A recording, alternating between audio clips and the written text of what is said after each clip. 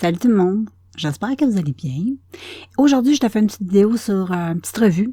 J'ai testé des produits que je t'avais montrés dans un haul, si je me trompe pas, sur cette chaîne ou en ASMR. Bon, là j'ai un petit doute, je me souviens plus trop c'est sur quelle chaîne je t'avais présenté le tout. Mais anyway, t'as juste à te promener sur les deux chaînes. Hein? Des fois, il y a des choses que tu peux retrouver en ASMR. Je sais que ça plaît pas à tout le monde, mais anyway. Donc, je t'avais présenté dans une vidéo un petit haul avec des nouveaux produits que j'avais achetés. J'avais acheté 2 nouveaux produits pour cheveux que je n'avais pas testés. Ben, il y en a un là-dedans que je t'ai montré que j'avais pas testé, mais il y en a un autre que je viens d'acheter et que je t'ai même pas montré en vidéo. Donc, je vais te le montrer aujourd'hui. Je l'ai testé aujourd'hui. Et j'ai un fond de teint, un produit pour le teint que je t'avais montré, mais que je n'avais pas testé. Donc, je vais commencer par ce produit-là. Si tu te souviens bien, je t'avais dit dans une vidéo que j'avais acheté 2 bébés crèmes. Celle de Rimmel que j'achète toujours à chaque été parce que je l'aime vraiment beaucoup.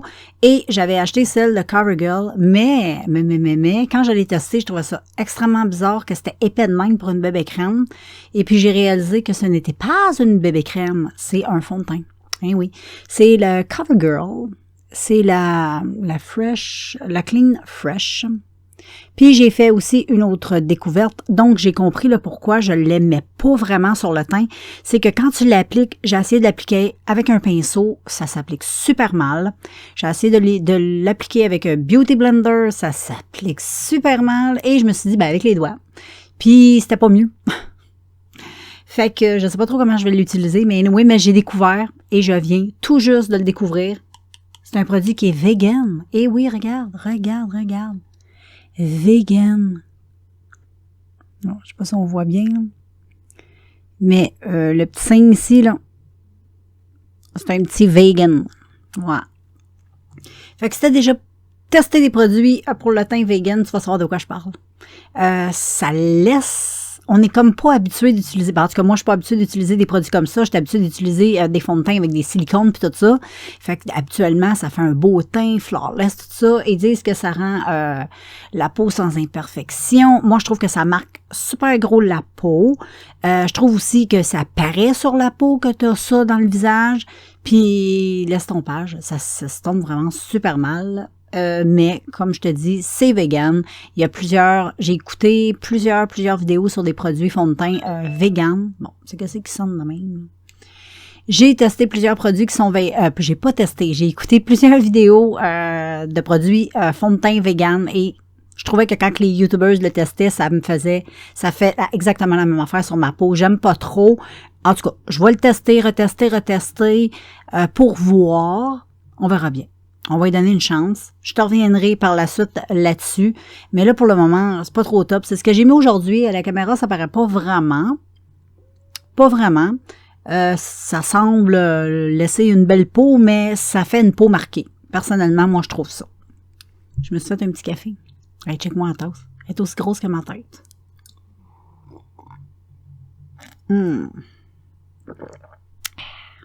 Ensuite, je sais pas si tu te souviens, dans une vidéo, je t'avais montré un produit de la marque Ask que j'avais acheté. C'était une crème qui donnait du volume dans les cheveux.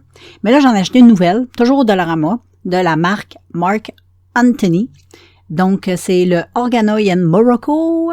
Ça va donner, c'est une crème 3 fois le volume. Ça donne beaucoup de volume au niveau des cheveux et c'est à la kératine. C'est celui-là ici.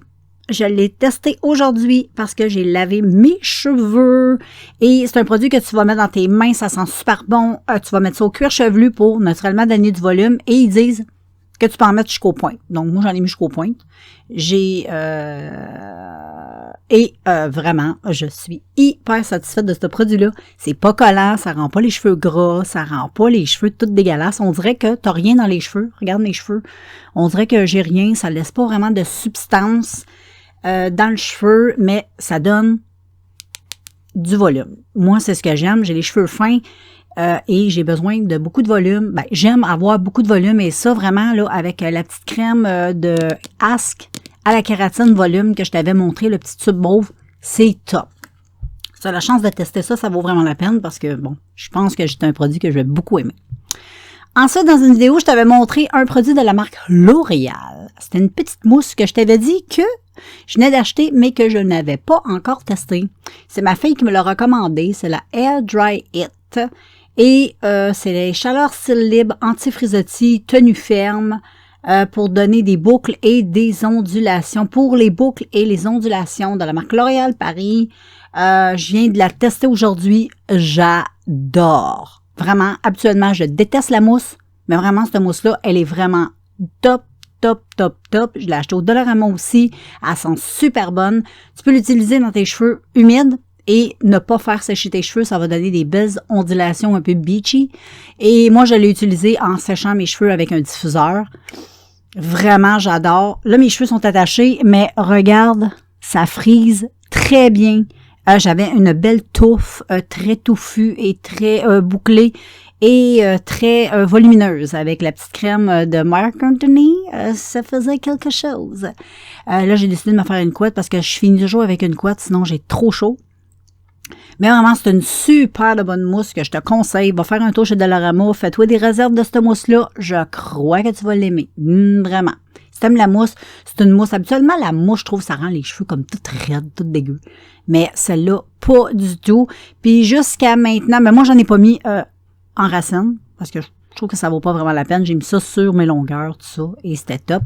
Tandis que celui-là, je l'ai mis sur la racine naturellement pour avoir du volume. Puis ça l'a pas graissé, ça l'alourdit pas, ça donne du volume, c'est vraiment génial. Puis dans quelques temps, je te reviendrai avec le petit fond de teint de CoverGirl Vegan. Si tu l'as testé, fais-moi savoir dans les commentaires qu'est-ce que tu en as pensé, ce que tu en penses, comment tu l'utilises.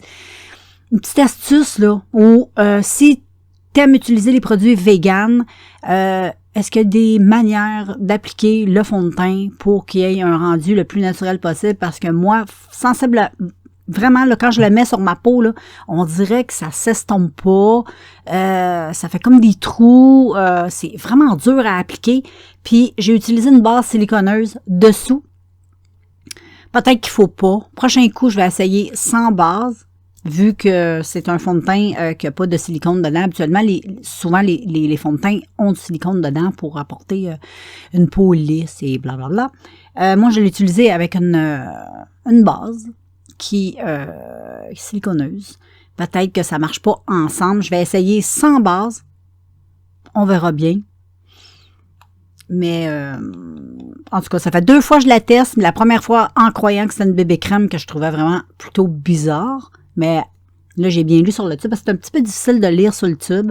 Moi, je croyais vraiment à la manière que le tube était fait. Là, je trouvais que ça avait l'air vraiment d'une bébé crème. Je me suis laissé avoir. C'est ça quand on lit pas les produits. Et puis, là, je viens de me rendre compte tantôt que c'était vegan. Fait que là, j'ai remarqué chez Walmart, ils vendent pas mal de produits vegan. Il y a celui-là. Il y a une autre marque aussi, si je me trompe pas, c'est... je me souviens plus de la marque, mais il y a 2-3 fonds de teint que j'ai vus qui étaient vegan, puis ils sont pas chers, ils sont 10$. Fait que je vais peut-être en retester d'autres, parce que c'est quand même pas pire pour la peau. Si c'est vegan, c'est quand même bien. Il y a des bonnes compositions là-dedans, là, je pense. Et puis, il faudrait lire les ingrédients. Je pourrais te mettre ça comme ça, mais je pense qu'il va te falloir une loupe. Hein, si tu mets ça, suppose, là. Même avec des lunettes, c'est hyper difficile à lire.